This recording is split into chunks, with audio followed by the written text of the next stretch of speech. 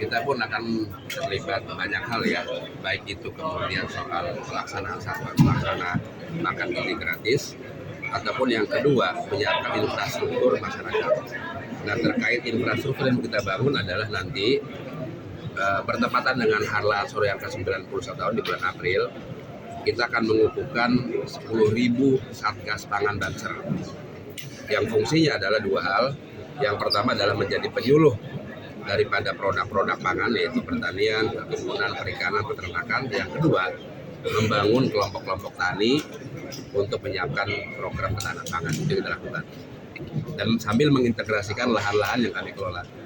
Itu secara serentak nanti? Ya, secara serentak. Nanti pas ulang tahun kita akan kukuhkan 10.000 Satgas Pangan Banser. Untuk menyambut 100 hari kabinet baru ini apa Gus? Mungkin yang perlu ditekankan atau yang sudah menurut Ansor yang sudah terwujud apa dan yang masih perlu dipercepat apa gitu Gus?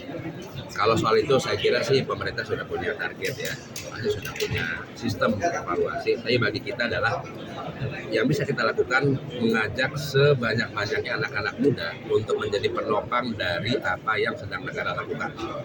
Itu yang paling kita lakukan. Jadi lintas organisasi baik itu agama, sosial atau apapun, nah dalam kondisi ekonomi yang sedang tidak baik-baik saja, juga kita harus segera melakukan berbagai macam upaya inisiasi untuk membangun sumber daya manusia, membangun ekonomi, kemudian digitalisasi, modernisasi organisasi, intinya di situ. Itu yang kita lakukan. Kalau tanggapannya soal polemik PSN di PIK 2 itu seperti apa Gus? Itu kan MUI sudah menyebut menggantikan karena banyak maksudnya katanya.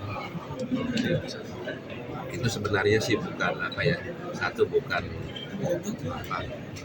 bukan ranah saya, tapi yang pasti gini, satu PSN memang sudah ditetapkan ya. Yang kedua mungkin namanya ini kan bersentuhan banyak dengan lapisan masyarakat. Ada masyarakat nelayan, ada masyarakat sekitar segala macam. Saya kira banyak hal-hal yang harus dilakukan untuk menjembatani bagaimana proyek-proyek strategis nasional itu bisa berjalan. Kalau enggak, nanti banyak masalah di kemudian hari. Yang penting satu hal bahwa ekonomi kemudian penyelesaian masalah diselesaikan secara adil dan memuaskan banyak pihak. Misalnya soal harga tanah, kemudian soal penyelesaian lingkungan segala macam. Saya kira mungkin itu ya. Dan yang paling penting adalah tentu secara administratif kenegaraan ya harus diselesaikan.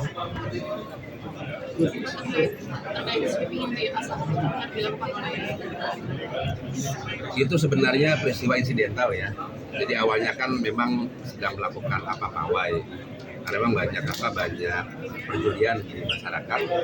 Cuman kemudian tengah jalan ada insiden yang tiba-tiba 1-2 teman itu keluar dari badan. Itu juga menjadi kontrol kita lah, menjadi evaluasi agar semuanya tidak gegabah melakukan tindakan.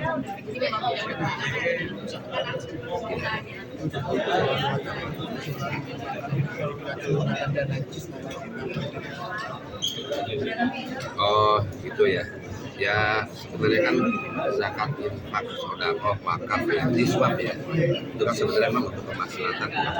Jadi saya kira memang sepanjang itu fungsinya buat tujuan utama zakat, infak, atau wakaf, itu kan yang salah.